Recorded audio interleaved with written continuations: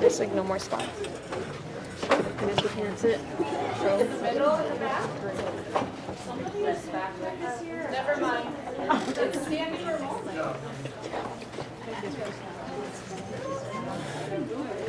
I'm gonna go sit like in the middle next to Rachel so I can maybe sit on the ground. I don't know. Hi everyone. Welcome to the first of our Friday noon lecture series. I'm so excited that we have a packed house. This programming has been is supported by a grant, a program support grant from RAC, the Regional Arts Commission of St. Louis, which is really exciting, and how we can bring you all these wonderful speakers and workshop leaders. So I am so excited that our very own Natalie Baldeón is the first lecturer kicking off our lecture and workshop series this semester. So Natalie not only is our drawing and painting coordinator here and teaches drawing and painting, but also makes hauntingly beautiful paintings and is very active, showing her work regionally, nationally, and in the St. Louis arts community. Natalie received her BFA from the University of Central Florida and her MFA from Washington University. Please join us in welcoming.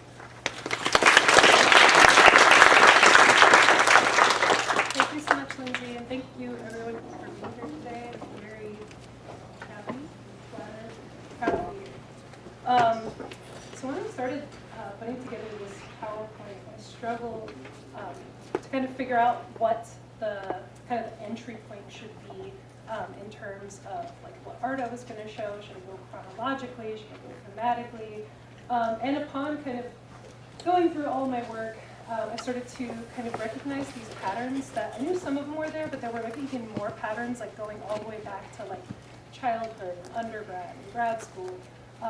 And so that's part of the reason why this painting is kind of the main painting. It's called, the title of this piece is called Endless Cycle, but I kind of felt a little bit like that was happening throughout my body of work in different ways, so that'll kind of be my So I'll start with a quote by Jean Renoir, who's a filmmaker, but I thought it kind of applied to many artists that he says director, but I'll say artist. An artist only makes one piece of art their whole life, then they break it into a million pieces, put it back together, and remake kind of the same work. So I'm paraphrasing pretty broadly, but I see that kind of happening in my work and in other people's work, and I think it's pretty great. So some of the recurring themes that you'll probably see, I wanted to put these up front just so that if you notice them as I'm moving through the work, you're like, oh, there it is, there it is. The first thing is self-portraiture. I often use myself as the subject. Whether it's personal narrative or not, that has kind of shifted throughout the years. Sometimes it leans into it more, sometimes far away. There's always kind of a dark psychological tone to the work that I'm presenting. In my earlier life, but it comes back, as we say in the cycle, use like appropriated images from history, either the actual imagery or even like compositional elements, which I encourage everyone to do. There's always kind of this element of seeking, either communication, collaborations, reachings. And those are definitely particular in the recent work, which this painting is a more recent painting. Paradoxes, transitions, and multiplicities. I love work that kind of lingers in the middle ground of things, between either moments, transitions, or even thoughts, things that tend to be kind of diametrically opposed. I love that like weird middle ground between things. And then the last thing is tracking, documenting, and cycles, which for me are all kind of in the same vein, right? So let me take you back to my undergrad time. These are a few paintings from my undergrad journey, which you may recognize. Where's the mouse? You may recognize. Oh, the mouse isn't showing up on the screen. Anyway, the piece on the left is a self-portrait based on Madonna of the Rocks, which is a Leonardo da Vinci painting, except I changed it to Madonna of the Rats. as you can see the portraits on them. The image on the right is another self-portrait, but taking an ink painting, Princess, actually maybe Jeff can help me. How do you pronounce the last name? It's Princess de Broglierie or something like that. I'm sure I butchered that. My mom's French, she would be really mad if I butchered that. But anyway, so I feel like at this time, I was kind of experimenting a lot. I feel like I developed a lot of the visual language that I wanted to have, but in terms of concept or maybe being able to explain the choices that I was making, I think that part was not as fully developed. I feel like that's what I was really kind of seeking, was to be able to kind of have the language to support the work that I was kind of making intuitively, which I think everyone probably feels at some point as an artist. Like, you have to figure out how to say what you're doing, but then you're like, it's art. Shouldn't have to. But it is helpful. I figured I'd put some of my influences at the time.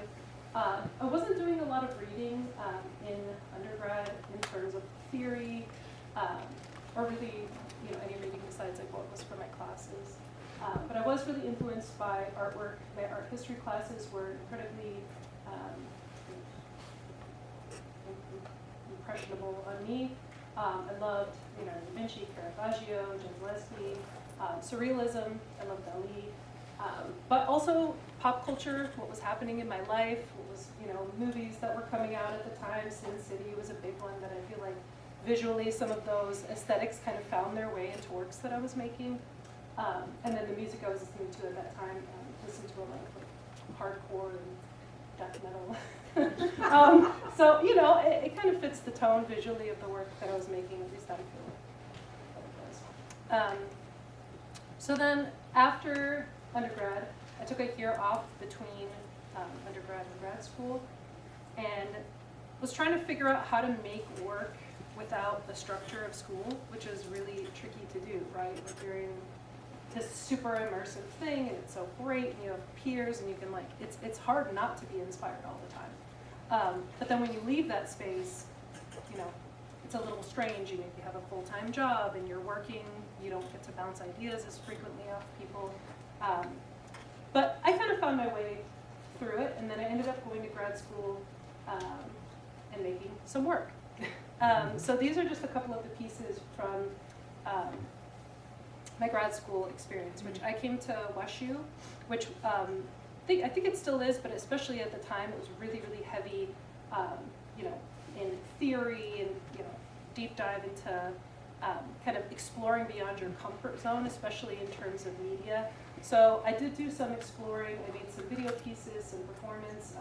The bottom left is a series of flip books that I made called This Was a Mistake, where I filmed myself mouthing out, "This is a mistake," so you can actually flip it and see it say those words, each with a different, one has blood, one has cake, one has some kind of bodily fluid. So I was really kind of playing with my kind of recent digestion, or like learning about the abject, which really like resonated with me, especially in terms of the body. I read up some Julia Kristeva, post my influences here. So I was exposed to all these new artists that somehow I wasn't really aware of in undergrad. They're women. Yeah. Yeah, that could be part of it. But I really kind of gravitated towards the consumption of things and the discomfort that exists between boundaries, especially within like the human body, right? Like something that is existing on a boundary that's unclassifiable is considered dangerous and unwanted by society. So these were some of the kind of readings that I did that were really influential on me: Judith Butler, Mary Douglas, Julia Kristeva, Patsy Falk, which, if anyone's interested in looking up any of these, if you haven't already, they're really great. So, interestingly enough, I noticed the work that I was making was kind of mirroring the intensity of my grad experience, and I didn't really even think about that until like really recently. You're in this new space, you're meeting all these new people, you're literally consuming all this information, and you're like excited. But in grad school, at least with my experience, I mean, you literally have to defend every choice that you make. I mean, you have like a thesis defense. Like there's kind of like you're a little bit in defense mode. You're like, this is my choice, and here's why I did it. And you get in this mindset of like defending, at least I did. But, so I feel like a lot of the work that I made was really confrontational. Like a lot of the, there were subjects that were potentially kind of controversial, aggressive. In the piece on the right, it's, this figure consuming this like cake, but it looks almost like blood, and it's bodily, and it's kind of visceral, and she's looking right at you. So it's kind of like animalistic a little bit, like caught in this act, but like confronting you about it. It's not passive. Yeah.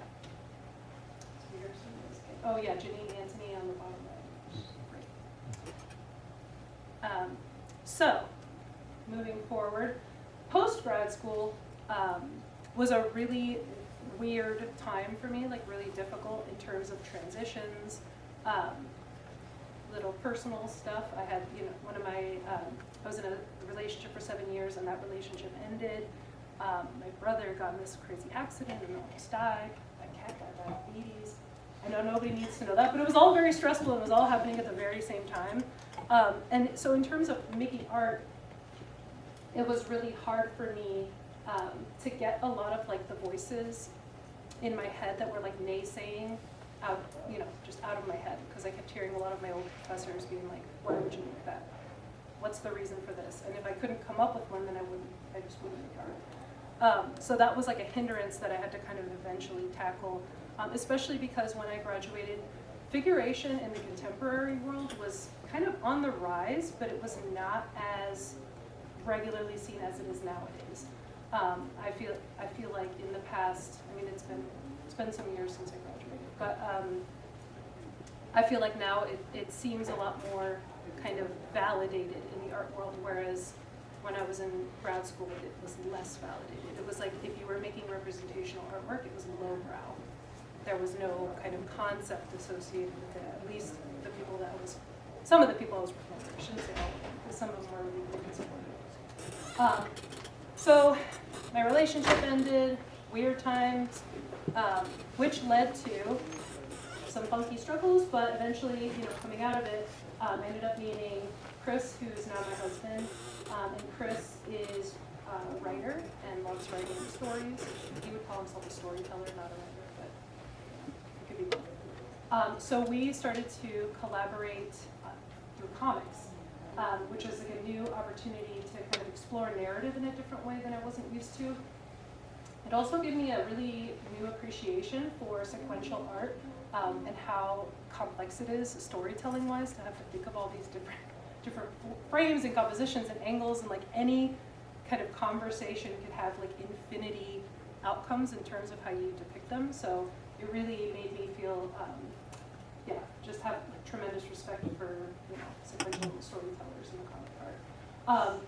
So this was our first collaboration, which was called The Gift, and it's a story about a man having a conversation, as an adult, and then he kind of goes back into his memory, and his dad's really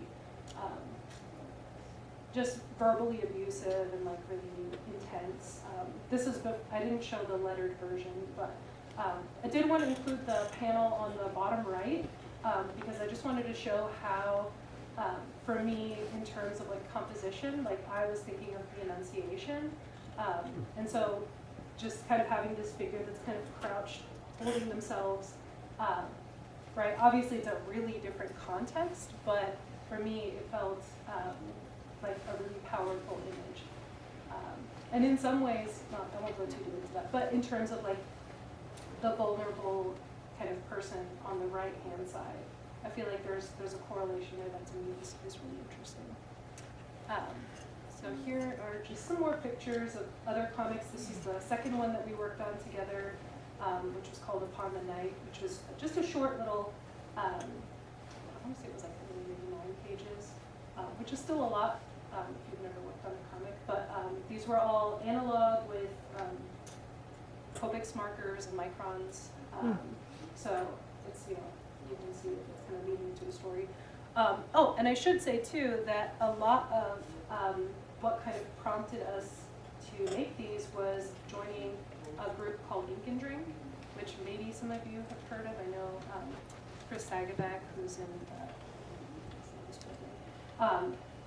is a regular in the group, and so that was super helpful too, right? Like when you leave school, for me it happened twice, right? Like undergrad leaving, grad school leaving, finding a community of creatives, even if you're not on the same page with every single thing, just having people that you can bounce ideas off, be inspired by, that was a huge part. And actually, Ink and Drink still exists, and I don't get to go as frequently because I have kids now, not to stay with them, but they meet up once a month, and it's a really great place to kind of talk through ideas if you're working on scripts or so this was, I think this was one of the third ones that we worked on, and so this was like the script, Chris wrote the script, I illustrated it with microns, and then with this one, we had Brandon Daniels, who's also an adjunct faculty here and really fantastic colorist, had him color this one, which was really fun to work with and to see how he tackled color completely differently than I would if I were to have colored this myself. So yeah. During all that time working on those comics, I was also still painting. And luckily, after a couple of years post-grad school, I got some more momentum, some more mojo. Somewhere in there, I started teaching at Webster, so that was really awesome too. And so these are some works, these are oil paintings from a series that I call Failure, which at the time I was, it's kind of like an invented word between like veil and failure. So I was really thinking about the concept of like shrouds and veils, whether literal or metaphorical, as a way that like we move through life. It can either be like inner mind, or it can be something to kind of represent a symbolic like transition, right? Like a wedding or a funeral, something very, a big deal that isn't always as kind of easy to digest or kind of move through as we may think it is. Or you may not really know quite how complicated it's going to be until it happens. So here are some more. You can see between these two that all the colors are pretty muted, especially in these ones. I used, you may recognize too, a little more appropriation that I used in the piece in the middle. The background is Caspar David Friedrich's Abbey in the Oakwood. It's one of my favorite paintings, and I just love his work, especially because a lot of his work had to deal with the sublime and this kind of like mind-blowing, like terrifying exposure to nature. And so I was, thinking a lot about like death during this time. Just this person that's like bound. I think the title of this one is called Impending. So this kind of almost like this kind of unavoidable facing of death. The piece on the left too, I titled Retrograde, which I don't know if you can tell, but it's actually like a face, like a head that's kind of being shrouded, which in this one it's a lot more kind of peaceful. It could feel like a death mask or a wedding veil. But this one was actually gauze. So I was like playing with the idea of like, can we shroud and what are the implications just based on the material? So obviously I'm like translating the material, so it's not the real thing. But for me, it was important to know that, right? Like, what is a wound, and how can you kind of depict that psychologically? And this one also felt, the one on the right was called The Defensive Nurturer, which the photo reference for it was taken way, way before I became a mother, but I always loved this idea of that kind of animalistic quality that like mothers have, or even just the nurturer, right? Somebody to like defend their young, which they're literally just holding like a blanket. It's not. So that's also kind of a fun segue for me into probably the biggest transition in my art practice that I've had since any of this so far, which was motherhood. So some of these images here were little studies that I did just to kind of process. So before I became a mother, I work in my house, oil paint, solvents, and it's great. And I could paint when I felt like it, and I could paint for like hours at a time. I could just be like, well, I feel like it now. I'm gonna spend an hour mixing paints together. I'm gonna spend 8 hours just painting, chugging through. But then once you have a small child that's like sleeping in erratic schedules, and it's like I had to figure out a way how to like keep making through that. So for me, the media shift was a really kind of big game changer for me too, which I switched to watercolor, which previously I had completely avoided like the plague. Maybe I did like 1 or 2 watercolors, but I remember distinctly saying, I do all the paints except watercolor, because I was like, it's too hard, it's too unforgiving, I'm just not about that. And so for me, doing these little studies felt like really kind of a liberating way to kind of confront the media with like less expectation. It was like pure experimentation. I was kind of moving through images, which you can see the second from the left image like has these kind of upward motion, which is like when I was making those forms, thinking about like the expansion of the uterus as it like grows in the belly. The one on the bottom right feels almost like a pad, like I was thinking about, it's like blood, like there's so much like visceral, kind of, you would say grotesque, but I think there's just so much that happens with childbirth that I think I wasn't expecting, or maybe it's something nobody talks about, especially in terms of feeling like, at least, again, this is my experience, I can't speak for all mothers, but in the early days, time like completely loses context. Like, especially since like you're not sleeping well, you're on a completely different human schedule. It's very shocking and jarring, and you're seeking some kind of autonomy, and you can feel the most depleted you've ever felt and like the most enriched you've ever felt, and it's like a complete contradiction. And that was my first time really having that epiphany of like, oh, you can feel 2 things that are completely diametrically opposed at the same time. So yeah, and I started also thinking about feeling like I was a moon to my child, like I was just orbiting them, and I couldn't do anything without thinking of them. It was almost like I was stuck. And so I started thinking about like satellites and moons and asteroids and all these things like gravity. So this was like some early watercolor that I did that was like transitional in terms of subject matter, because the reference photos that I took for this were before I had kids. The media was new. And so even though I do really like these paintings, when I look at them, I can see how much I was learning through the process, because I was even, the piece on the left, I was using these watercolors that were like really opaque, and they were really more like gouache, but I didn't know, I was just doing stuff and layering and, figuring it out as you go. But there was a lot of failure. There was a lot of pieces that are in the trash that did not make it to this PowerPoint. But it's great, because honestly, like I feel like there was something really liberating about working in a media that I could stop at any point.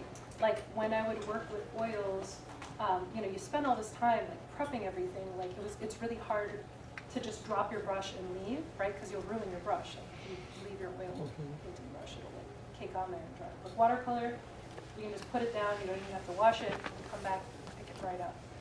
So that was super liberating for my process. I feel like I made more work with more limitations, which I think is, what does it say about me? So these are some pieces. The piece on the left is called postpartum. So something that happens usually around 3 months postpartum is that you lose a lot of hair. Like it just dumps out buckets of hair. Because basically throughout your entire pregnancy you don't lose hair. Like your hormones do something where you just don't shed while you're pregnant, and then once you do, it's like you shed all the hair that you would have shed for 9 months all at once. And so during this phase, again, probably because I felt so kind of isolated, I was documenting everything, taking photos of everything, just to kind of, almost like to prove it was real. Felt like I need to prove that this happened so that it can be real somehow. And then obviously like translate it into art, which is what one does.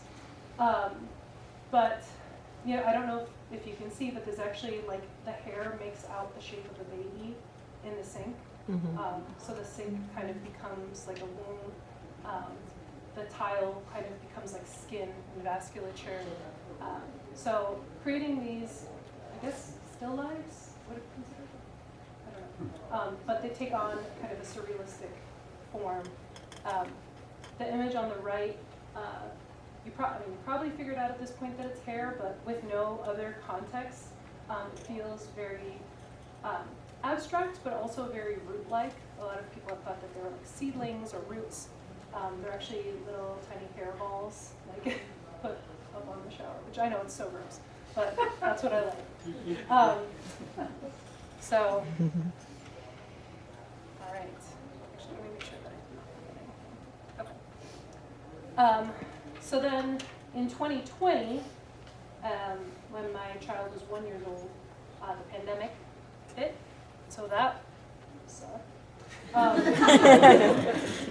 But interestingly enough, like I had just kind of started to feel at that point like I was coming out of the like this isolation and this thing, and I was like, oh, they're a toddler now, I can take them play, and then it was like boom, the pandemic, and I was like, oh my god, what am I gonna do? Because my husband already worked from home, so he didn't get any time off, so it was just like me and a 1 year old all day, every day. So you can imagine we went out in nature a lot. We went on walks every single day. And this kind of brought it back to this idea of repetition and deep observation in this kind of cyclical form. With the virus being everywhere, it felt like death was everywhere. And yet there was like this real beauty about like witnessing the changes, like these like micro changes every day to the season. It was like the most horrible and most beautiful thing at the same time. So like this just kind of is a narrative that keeps coming up for me. It's like, how is everything completely opposite at the same time? So yeah, the piece on the left was called Fallen. The reference photo was a fallen oak tree or oak tree branches, and so I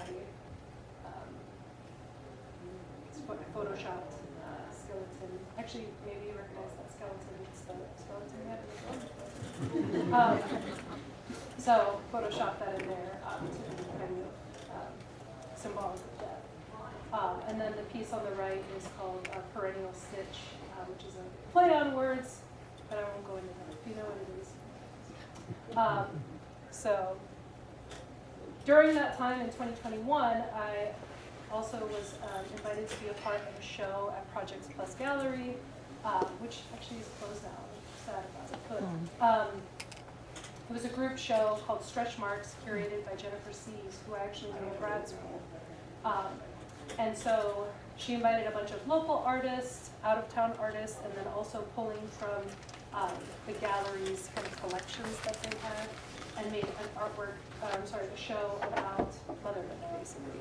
And the title Stretch Marks is kind of a play on words too, right? So there's the literal body stretch marks, but she was thinking about it in terms of also like how your mind and experiences are stretched through motherhood, right? Like how you change and grow and need to extend to reach for communities, to reach for support, all those things. So it's kind of all packaged up.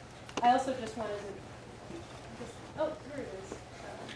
For me, so there were two artists on here that I was like totally fangirling out over. One was Sally Mann, had a piece in the show, and then Louise Bourgeois, who's like a huge, those are two like really amazing artists. So Sherman. Yeah. Oh my god. Yeah, I think so. Actually, I almost put her in my presentation. She was in my thesis. Not at my thesis. Did you know Amy? Amy Rendell? Yeah, oh yeah. Yeah, she was my professor at Merrimack. She's a great. Oh, she's amazing. She's a wonderful artist. Yeah, she's a buddy of mine. Yes, I was honored to be in the show with her too. I mean, this is Caitlin Metz. I mean, it was an amazing group of people. It was unfortunate that because it was in 2021, the opening was really like, they didn't have like a public opening. It was kind of like invite only. It was really small. Jeff was there, right? Thank you. But that felt really significant for me to feel like validated through the work that I was making. That's me. On the carpet.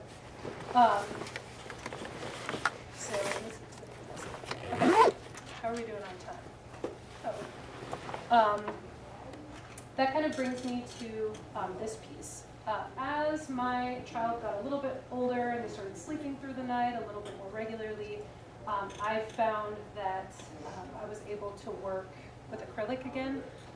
Where I work is currently in my basement, so I'm still not comfortable using solvents because I have a pilot light like 10 feet away, so I don't want to tempt fate with that.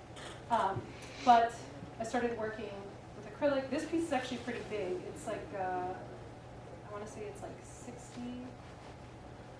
50 by 60 or something, somewhere in that 50 by 64. I should probably know those dimensions, but anyway. But I wanted to talk a little bit about my process, and for those who are curious, and in terms of where I get, I guess, some of the ideas, and a lot of it comes from sketchbooks.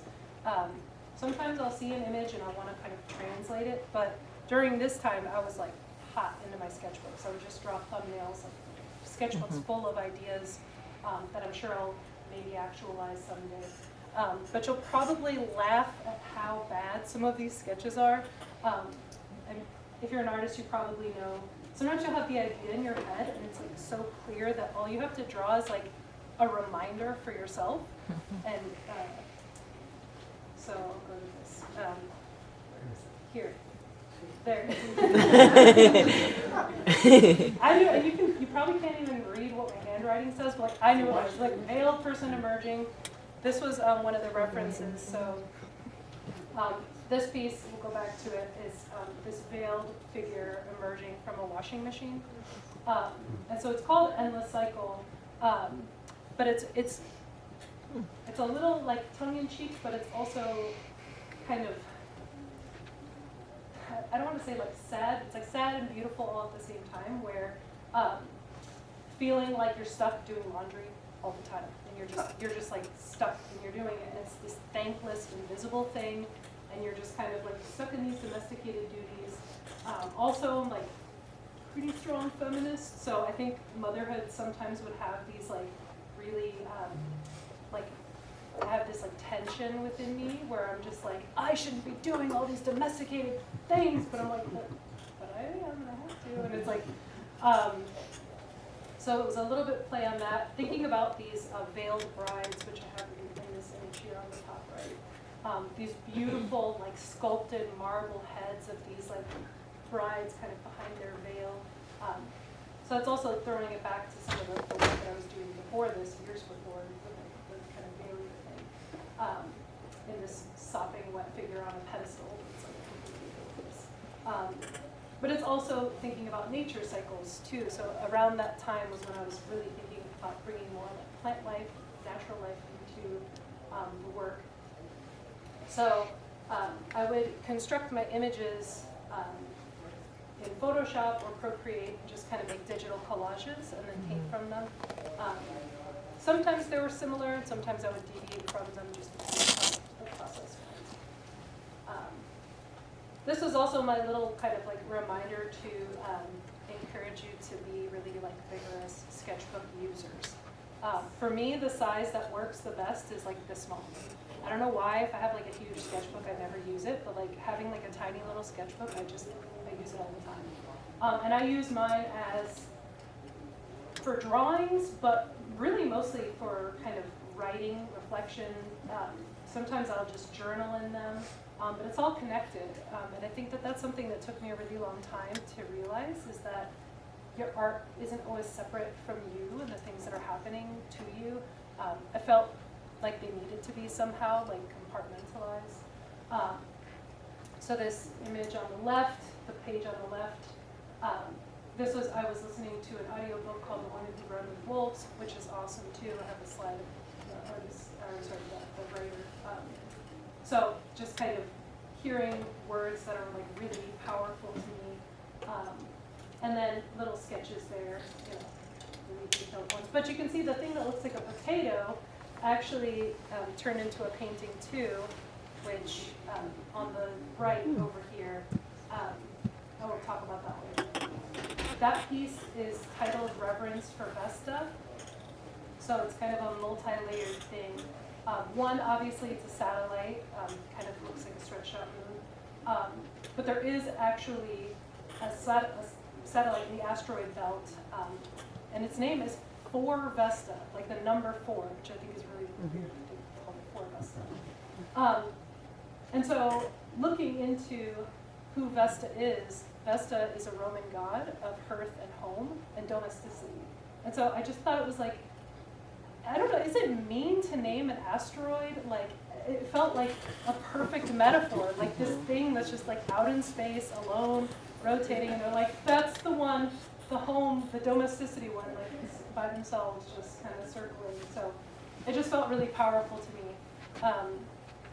And so what I did in Procreate is I took a picture of Michelangelo's Pietà of Mary, and I like layered it in there. And if you kind of squint, you can see her kind of looking down. It helps if you know the image, because then you kind of know what to look for. But I wanted it to be really subtle, and I know she's not Vesta, but it's still kind of tied into this thing about like motherhood and sacrifice and loss. So let's see.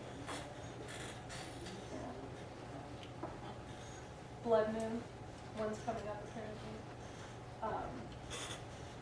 Oh, I guess, sorry, before I move on, I want to make sure that I have enough time. I'll move on so that we can get to everything. During that time, actually I should give like a special asterisk. She couldn't be here today, but Sarah Paulson is a really good friend of mine and an amazing artist. And so we met when our children were 1 month old, and they're only 10 days apart. And she basically became like my mom bestie, where we would talk about, you know, parenthood joys, parenthood woes, but also what it's like to be an artist that wants to make art and do the other thing at the same time. And like feeling like you're torn because you can't give your full attention to one, feeling guilty that you're neglecting the other. It's really complicated. But anyway, so we had a show at GCAD, which is the Granite City Art and Design District, over in Granite City. I've never been there. It's really cool. Actually, Song just has a show there right now, right? Not in this space. She's in the downstairs space. But so this was in the upstairs.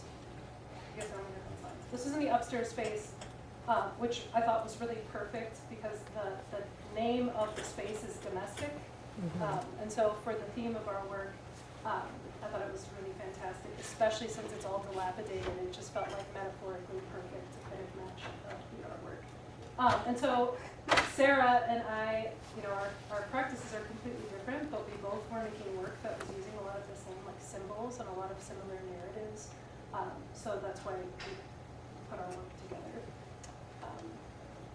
That was fun. Let's see.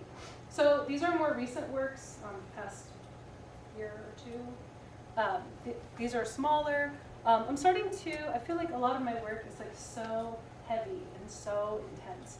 And I mean, that's just what I like to make. But I think I'm still keeping with a lot of those heavy themes, but I'm also starting to kind of dip my toes into work that's a little bit more playful and a little bit more kind of magical and surreal. So for me, it still feels the same, but it's just kind of a different facet, especially in this middle piece, right? It's like playful and it's fun, and that one's titled Spores. These are all acrylic works. But right, it's like a cut down tree, so like the end of something is kind of the genesis of this other thing. And that's kind of a helpful for me to think about in terms of life and death, because I get real sad. So here are some of the influences. while I'm working in the studio, sometimes I listen to music, but a lot of times I listen to audiobooks, which is super inspirational, especially if you're listening to somebody who's talking about something that like is inspirational and maybe revelatory. So for me, Robin Wall Kimmerer, who wrote Branding Sweetgrass, which is a really amazing book. Martha Nicola Estes, that's the one that I mentioned earlier, the Women Who Make Roles. There's a book called Light Years, which is about plants, but I just think it's really fascinating, the evolution. And obviously, I'm working with a lot more plant imagery, so that's kind of one thing that's really important. In terms of terminology, too, thinking about plant terms and how much overlap there is with like the human world and our society. And so then I also just put some artists down there that I'm inspired by. Some, actually, I think maybe one or two of these are artists' mothers. But on top, I don't listen to it anymore, but when I first became a mother, I did a lot because it was really helpful for me to like hear the stories of other. Actually, Robin told me about it. Thank you, Robin. Yeah. It helped me too. Yeah. That's great. Okay, so okay, we're almost out of time, but I'll. So the next kind of thing that came about with Sarah was putting together workshops that we both have like a love of community, teaching, art, and mindfulness. And so we wanted to make these accessible, like financially accessible workshops to cater to caretakers, which initially we kind of were thinking like mothers specifically, but as we kind of brainstormed and expanded, we realized that like caretaker is like such a broad term that can apply to so many different people, that we wanted to kind of leave that open for those who feel like they're needing nourishment, people who are caring for themselves, caring for a loved one, caring for a sick pet, whatever it may be. Like if you're caring and you're extending, it's kind of using the same part of yourself that like being a caretaker to a child does. So we didn't want to be exclusionary in terms of that. But so we've done several of these workshops around town. We've had them at Betty's Books, at STL Virtuoso Collective. We had one at the Luminary in conjunction with the show that I was just in, group show for Latinx artists. The title of the workshop was Mementos Recuerdos. So yeah, we tend to kind of lean into our, I don't want to say new agey, but I guess that's what it is. In these workshops, we kind of lean into our new aginess, especially when there's like a mindfulness component.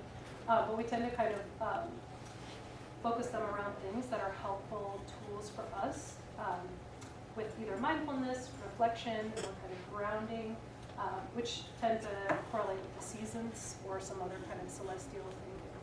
We had one for like the winter solstice. That last one was in spring. So these are just a couple of different workshops that we posted.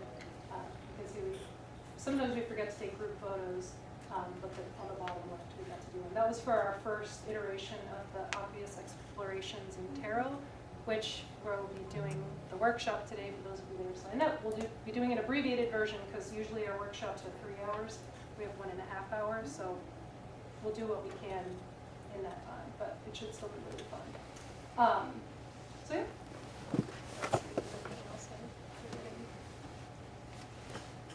I actually made it through pretty much the whole thing. Oh. So then I just wanted to throw this in that I'm 40, and I just in 2025 like took my first printmaking class, which is like, for me it was pretty cool, and I actually really love being like a total noob and feeling like a student and being like really vulnerable. I feel like, especially since I'm a teacher, like I'm constantly like faced with students who are feeling that way, and so it really felt humbling to feel that way again and be so like, I don't, holding with the lino cut, I'm like, I don't know how to hold it, I figured it out, but it was really fun.